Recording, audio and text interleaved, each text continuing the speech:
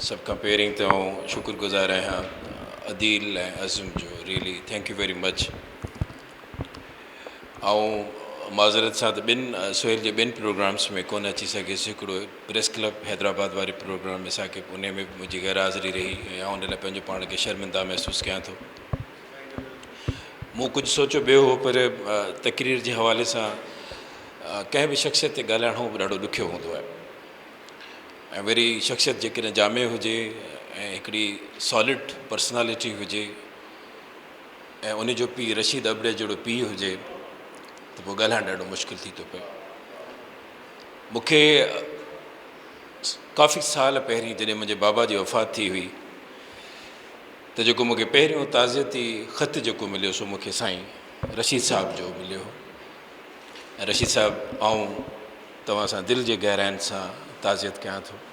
ख़ुदा सुहेल खे पंहिंजे हिफ़्ज़ अमान में रखे हा, पर शायदि उते का जाइ सुठी हुई ऐं ईअं चवंदुसि उते का जाइ सुठी हुई जेका हुनखे मिली आहे ऐं ख़ुदा हुनखे पंहिंजे कुर्ब जवार में जॻह ॾिए त बिछड़ा कुछ सदा से,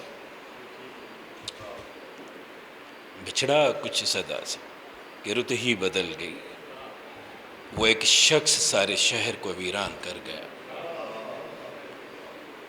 सुहेल तुंहिंजी उमिरि कोन हुई वञण जी, तुंहिंजी वञी जे लाइ असां जूं हर दुआऊं तोसां गॾु आहिनि।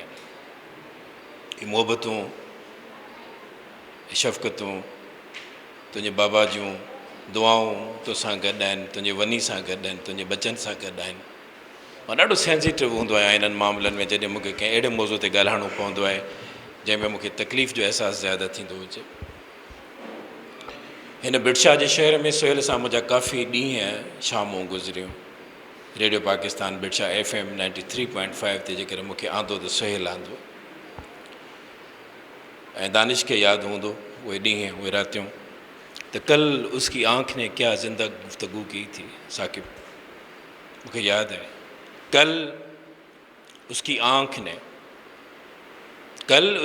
ने क्या ज़िंदगी गुफ्तगू की थी, क्या गुफ्तगू की थी, क्या कल उसकी आंख ने क्या ज़िंदा गुफ्तगू की थी, गुमा तक न था कि वो बिछड़ने वाला है। कल उसकी आंख ने क्या ज़िंदा गुफ्तगू की थी, गुमा तक न हुआ कि वो बिछड़ने वाला है। सुहेल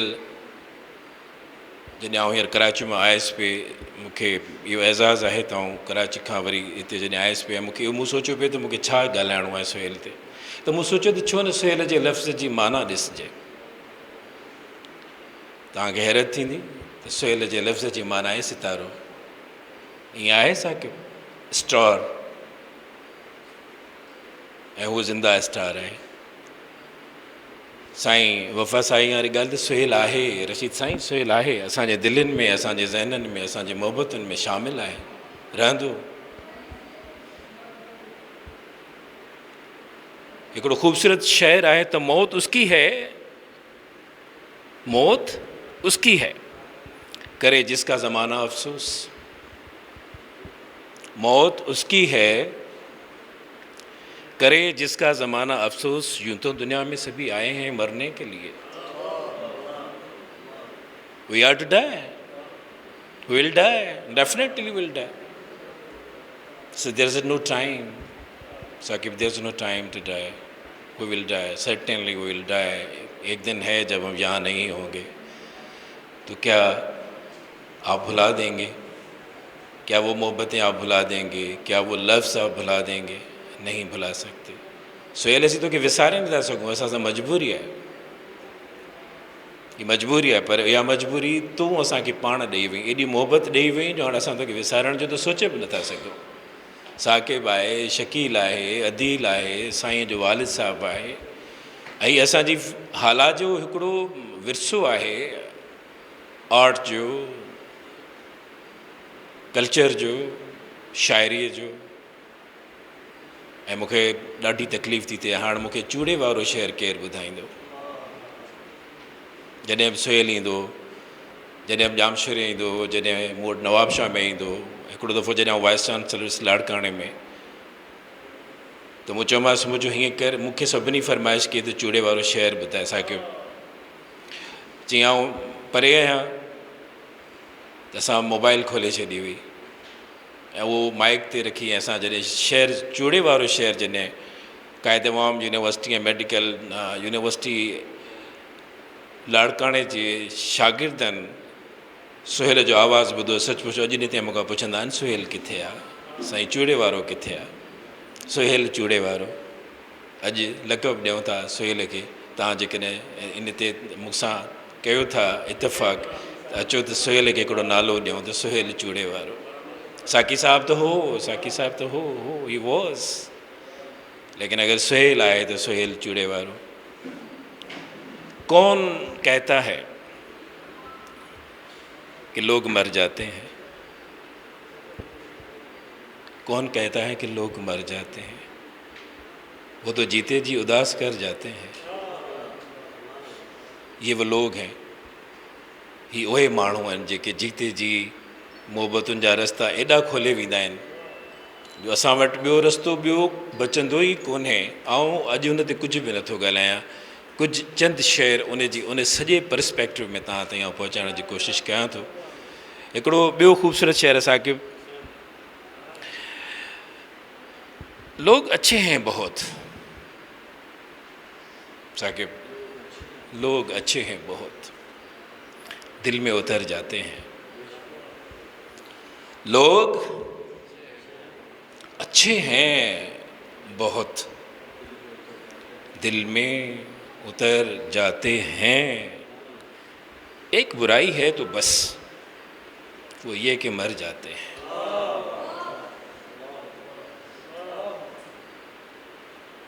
एक बुराई है, रशीद साईं, एक बुराई है तो बस यही कि मर जाते हैं। जॉन एलिया चयो न त केतिरा बि ख़ूबसूरत हुजो, केॾा सुहिणा हुजो, केॾा ताक़तवर हुजो, केॾा पावरफुल हुजो, वॉट एवर वी आर, लेकिन बदकिस्मती है कि हम मर जाएंगे। तो मरणो तो सभिनी खे आहे। मर जाएंगे। ख़ूबसूरती जो पंहिंजो राज़, सोच, प्योरिटी ऑफ थॉट, उहा सुहेल में हुई।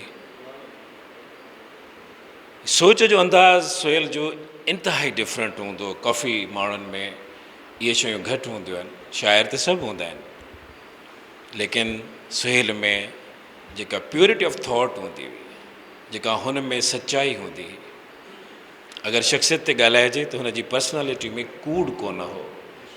ही was not a hypocritic person. कॾहिं बि हुन में मूं मुनाफ़िक़त जो हिकिड़ो शाइबो तक महसूसु कोन कयो, या मुंहिंजी पंहिंजी ज़ाती आज़माइश आहे। वेठा आहिनि कज़न्स, वेठा अथसि, संदसि बाबा साईं वेठो, हुनखे अलाह साईं वॾी हयाती ॾिए, हुनजो सायो तव्हां ते क़ाइमु रखे। सुहेल में मुनाफ़िक़त कोन हुई, ऐं जंहिंमें मुनाफ़िक़त न हुजे न त उन जी जाइ मख़सूसु हूंदी आहे। हिकिड़ो बसि मुंहिंजे ख़्याल में आउं सम्झां थो मुंहिंजो मैसेज तव्हां ताईं पहुची चुको। मां पंहिंजी हाज़िरी अला करे उहा सुहेल जी मुंहिंजी हाज़िरी क़बूल कजां। जिते बि आहीं अलाह साईं तोखे पंहिंजे हिफ़्ज़ो अमान में रखियो आहे, रखंदो। तुंहिंजे बचनि खे हिफ़्ज़ो अमान में रखे, मल्हार खे हिफ़्ज़ो अमान में रखे, तुंहिंजी वनी खे रखे। असांजूं दुआऊं तोसां गॾु आहिनि। बसि अगरि सुहेल खे ईअं चऊं, चइजे साकिब तो कौन कहता है कि मौत आई तो मर जाऊंगा। अदील, कौन कहता है कि मौत आई तो मैं मर जाऊंगा, मैं तो दरिया हूँ, समंदर में उतर जाऊंगा। ही तो समंदर में हली वियो, ही तो पंहिंजो दरिया हो, हिकिड़ो मोहबतुनि जो दरिया हो। सुहेल मोहबतुनि जो, he was the river of the love, river of the love which flows down towards the sea। यादुनि जो दरिया पाण सां खणी वियो। हर जेका बि सोच हुन सां तव्हां रखियो था, ही वॉज़, ऐं चवां थो सुहेल अलाह साईं तोखे जन्नत में जाइ ॾींदो। मोहबतूं हमेशह तोसां क़ाइमु रहंदियूं। बसि उहो ई again and again and again, बिछड़ा कुछ इस अदा से। सुहेल मूंखे बार बार मूंखे इहो चवणो थो पए त बिछड़ा कुछ इस अदा से, कि रुत ही बदल गई, वो एक शख्स सारे शहर को वीरान कर गया। Thank you very much.